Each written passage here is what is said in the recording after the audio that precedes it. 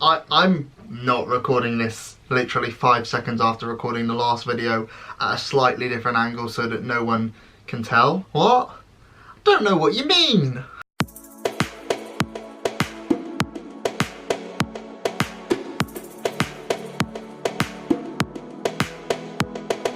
Hey all you Hillmaniacs, it's Hillmanator, and today I wanted to give some tips for the freshers of you, because I know we're at that time of year now where people are going to be going either back to school or going to university for the first time.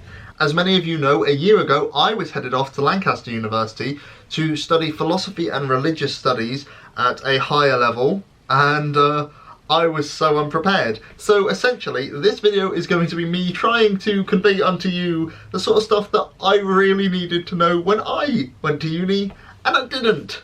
So hopefully this should help you. Don't know whether it will. Fingers crossed. I just did a thumbs up instead of fingers crossed. Let's get on with it. These are going to be a top 5, but it's not going to be in a particular order, I guess. It's kind of just things that I recommend. Tip number 1 is one that you might think is a bit redundant, but I see it as important. Make sure you've got everything. Virtually everyone I know who came to Lancaster last year had forgotten something, including myself, which is hilarious because I told myself I was going to be the person who didn't forget anything, and boy oh boy, did I prove myself wrong. Honestly, I don't think it's possible that you will not forget something. You will. Sorry, that's how it goes. But you can do your best to minimise it. And how do you go about doing this? Well, what I would do personally is create a checklist. I'd put everything that I needed down on the checklist, and it's going to differ slightly if you're going either in a car where you can transfer all of your stuff up yourself, or if you're going on a train where you've literally probably got one suitcase. But even so, as you're packing it into either the suitcase for the train or the car itself, tick off and make sure that you've got the things that you want and need. Now, that is an important distinction, want and need. There are certain things which you definitely need. Pens, paper, laptop if you can afford one, it's very useful. But a TV you don't necessarily need. I wanted one, and it actually helped me quite a bit because it allowed me to put on certain displays and stuff. I could watch videos in my room, so it was very useful. And just because you don't necessarily need something at your university room doesn't mean that you can't bring it. But you still should have it on the checklist so that you don't have to panic and potentially forget it. My next tip is the tip that literally everyone who I have watched a video remotely similar to this, they'll give you this exact advice. Leave your door open. There's a couple reasons to do this. First off, it tells people I'm moving in, so if I'm coming up this way, don't get in my way, you know. It makes it easier for you to move in. Next up, it allows you to just air out that room a bit, because usually the rooms have been empty over the summer, and so they can be a bit musky.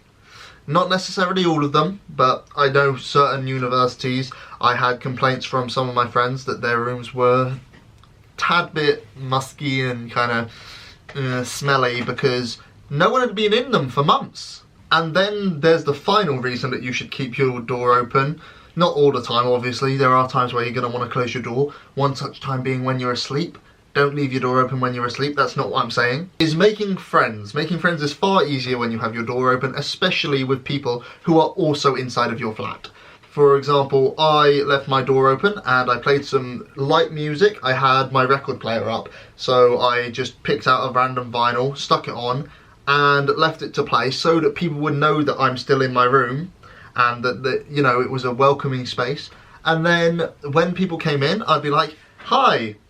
I'd be like, hey all you Hillmaniacs, it's Hillmanator. No, obviously. I'd go, hi, name's Josh, I study philosophy and religion, what's your name, what do you study? Oh, that's really cool. What are your interests? You know, people can look around, potentially, in your room if you're comfortable with it, and see, oh, you've got this book, I really like this book. Or, oh, I like that little thing, where did you get it? It's a great way to start a conversation with people, and it's just a very easy way to make friends, so I'd recommend it. Tip 3 is to know thyself. Yes, we're going into the philosophical ones. No, what I'm really meaning is don't do anything you don't want to do. Now, there is a problem at universities when it comes to people pressuring other people into doing stuff which they don't necessarily want to do, whether that be alcohol, sex, drugs. It can happen, and I do know people who have felt pressured into drinking and they afterwards have regretted doing it. So if you don't want to do a particular thing, you don't have to. People aren't going to immediately reject you for choosing not to get engaged with this one particular social activity. Trust me, you're fine. You can choose not to be involved in something and still have a fun time. But equally, just because you're not getting involved with a certain thing doesn't mean you can't be involved with the entire thing. So, for example, I had mates who didn't go drinking. They would not touch alcohol, but they would still occasionally come out with us because they could drink fizzy drinks or they could drink water, and they could effectively just laugh at all of the silly drunk people. There are a lot of silly drunk people, and they are good to laugh at. If you don't want to do something, that doesn't mean that you have to be completely excluded. If you want to be, feel free. Take as much time as you need to sort yourself out. Like, for example, I'm personally an introvert. I spend a lot of time hidden in my room, but I'm still engaged with all of these social events in some way or another. I just, you know, sometimes I'll arrive late and I'll send a message beforehand to tell people that I'm going to do so. Other times I'll just like say, tonight I'm feeling it, tonight's a, you know, I'm gonna need to take this one out. And yeah, people aren't going to reject you for deciding not to do something. So please, if there's one thing you take away from this video, just don't do anything you don't want to. Tip 4. Join some societies. I find that is a very good way to make friends. I met quite a few people in my societies at uni. Remember, I went to lacrosse and I went to archery, and I was technically a member of the Doctor Who Society, but I didn't really go. Not because of anything that they did, more because I was just busy on the days that they had their meetings, unfortunately. But yes, I was a member of those societies. What would I say? Join as many societies as you can at the start. Try out everything that you think will even remotely interest you, because trust me, you're going to meet people there who, you know, maybe you like them, maybe you don't, but at least you will meet them. And also, it gives you an opportunity to do something completely new. I had never played lacrosse before going to uni. I tried it, wasn't for me personally, but at least I knew then that it wasn't for me. I had done a little bit of archery before coming, but when I went, I enjoyed it, I continued with it, and yeah, I still like archery. I've still got my bow. It's at home, obviously. They couldn't take it over international borders, but it's, you know, engage with things and you'll meet new people, you'll make some friends, and you'll get to try new things. One of my friends that I didn't even realise was on my course, I actually met during the first training session for men's lacrosse. Yeah, we were both just kind of mucking about, training and doing the exercises that we were told, and I was slow. I think he might have actually slowed down quite a bit to help me out because I'm terrible at exercise. And yeah, it was nice then when I turned around in my film class, because as you guys know, I did film as a minor last year, and I was like, oh, it's you, how are you? And then we just became closer friends because of that.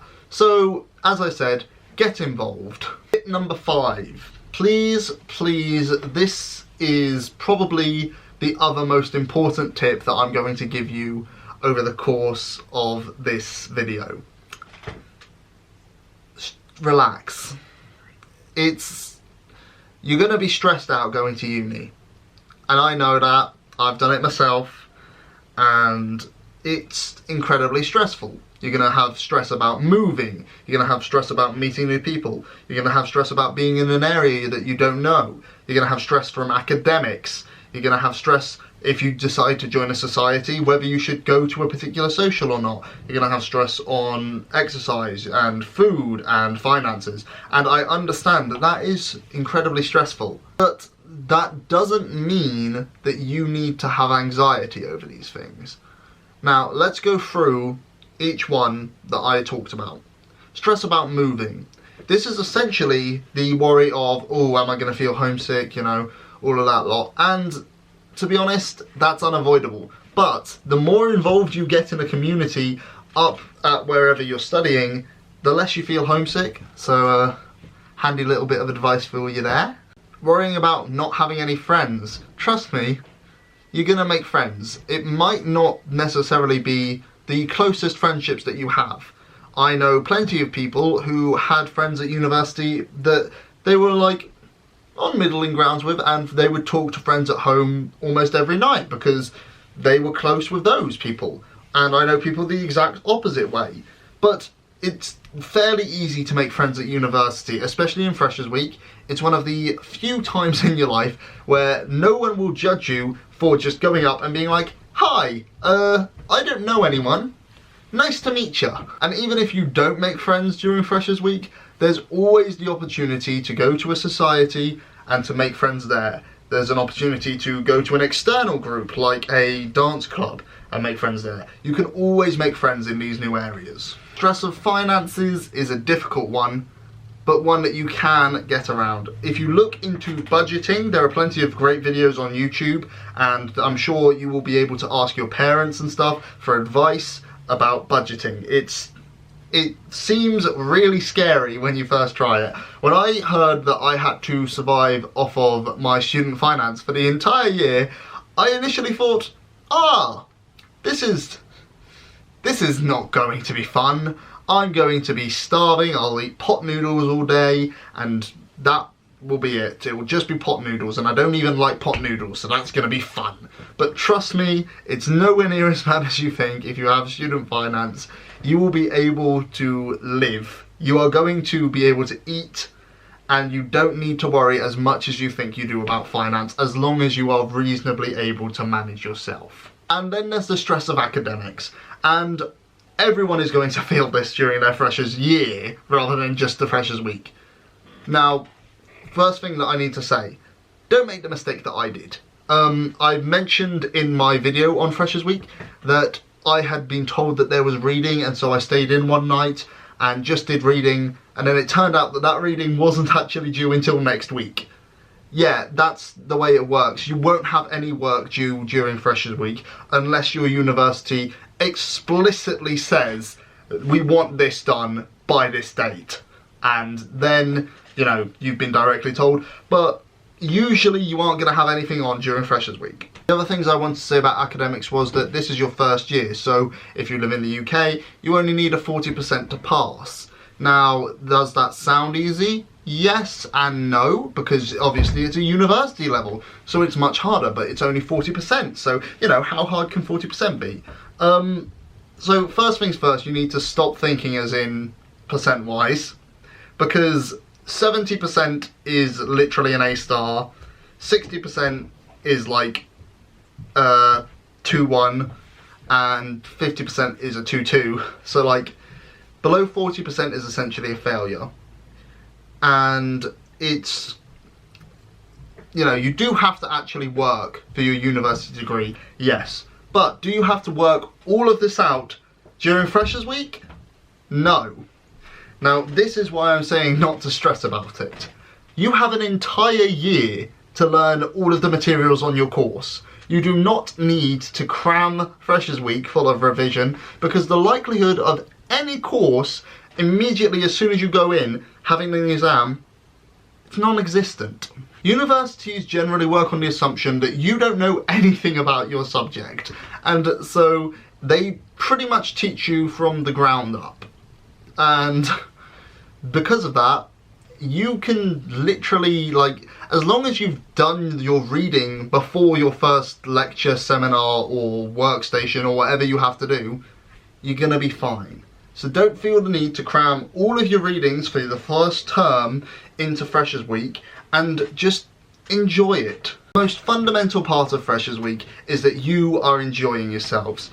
Now, are you going to be having fun all of the time? Probably not. The vast majority of people will be swinging between highs of, oh, I like this person is great, I've been having lots of fun with my with the limited stuff that I've been doing academic wise, and I've been out a couple of times, I've met lots of new people, and they've all been really cool, and swinging right back to, oh, I miss my friends, I miss my family, I miss where I used to live, I miss knowing everything, and it's such a big contrast, and it's a scary contrast.